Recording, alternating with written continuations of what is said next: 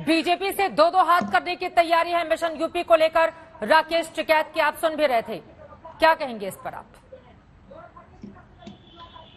चित्रा जी, बड़े ध्यान से मैंने उन्हें सुना और मैंने एक चीज समझी कि जो कहा जाता था कि ये राजनीतिक आंदोलन नहीं है, वो आज पूरी तरह से राजनीतिक बन गया है और मन में इच्छाएं जागी होंगी।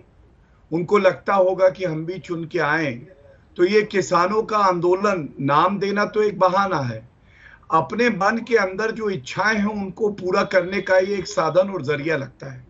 दूसरी बात, अभी कृषि मंत्री जी ने 2-3 दिन पहले की बात है बताया किस तरह से मंडियां जो हैं इनका विस्तार करेंगे और 1 लाख करोड़ रुपए सरकार खर्च करेगी।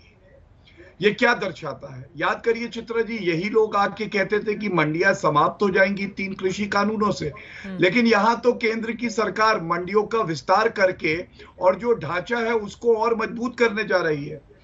तीसरी बात, इस साल रिकॉर्ड जो है खरीद हुई है और रिकॉर्ड भुगतान हुआ है किसानों को, उनकी फसल जो है ली है एमएसपी पे। ये भी दिखाता है कि एमएसपी लागू चल रही है, इसमें कोई परेशानी नहीं। लेकिन मुझे दुख क्या हुआ आपको मालूम है? जब इनसे पूछा जाता है कि 3 कृषि कानूनों में काला क्या है, कोई नहीं बताएगा आपको चित्रा जी, आप भी पूछ लीजिएगा।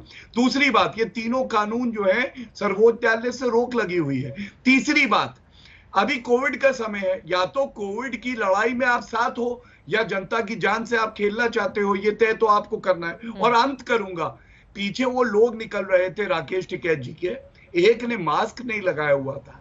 कोई कोविड के जो 3 हमारे नियम है कि आप सैनिटाइजर इस्तेमाल करेंगे, मास्क लगाएंगे, सोशल दूरी बनाएंगे, कोई पालन नहीं कर रहा।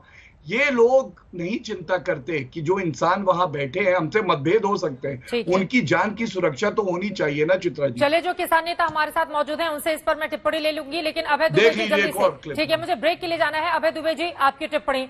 किसान नेता आप चुनावी मैदान में भी उतरने का मन बना रहे हैं और सितंबर में एक बड़ी क्रांति होने जा रही है जिसके संकेत दे रहे थे राकेश टिकैत, क्या सोच रही है कांग्रेस?